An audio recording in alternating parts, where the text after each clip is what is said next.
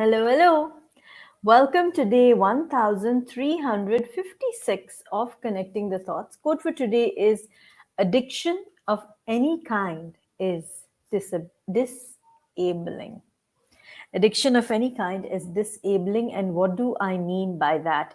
When we think of addiction, we largely think of substance abuse. We think of things that a person can use to probably feel a level of pleasure, some kind of bliss, temporary. But what I'm talking about is beyond that. Well, I'm not just talking about the stuff that you can use as addictive stuff. I'm not talking about I'm not talking about drugs. I'm not talking about the wrong stuff. I'm also talking about addiction to any kind of an emotion, addiction to any kind of a person. These are also kinds of addictions. So, addiction of any kind is disabling. This is what we're talking about today. More on this on the other side of the show reel. Tag a friend who needs to receive this message. And if you haven't subscribed already, subscribe to the YouTube channel, because here's where I post daily videos on the little things that make life big. I will catch you on the other side of the show reel.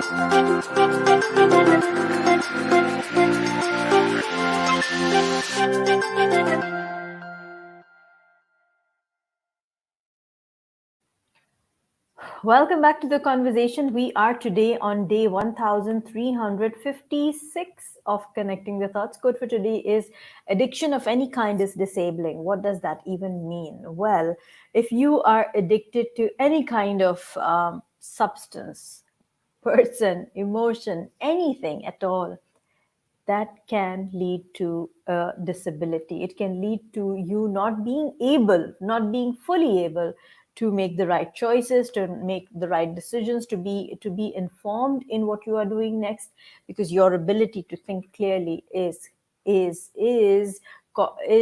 compromised. So, what could be certain addictions? Of course, we know people take drugs. There are the things that people use, and that is often referred to as an addiction. Now, what I'm asking you to do is to look at it from a very different perspective and look at attitude as being a kind of addiction, where someone could have an attitude of always complaining.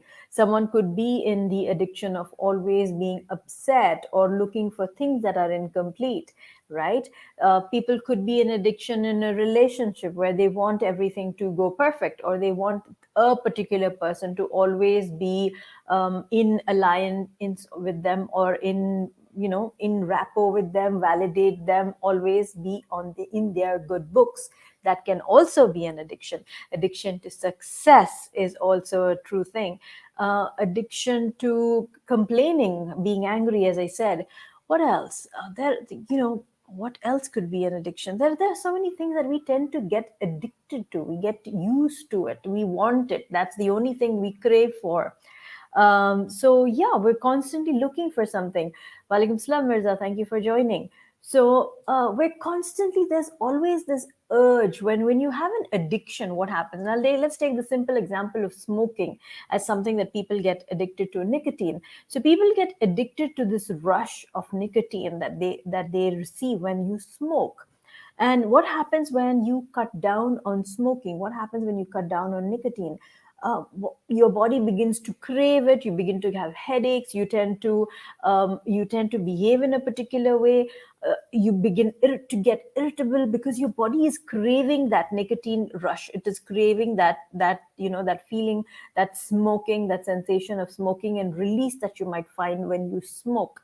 Now, this then begins to disable your ability. It begins to impact, it begins to compromise your ability to make decisions. It begins to compromise your ability to behave in a particular way.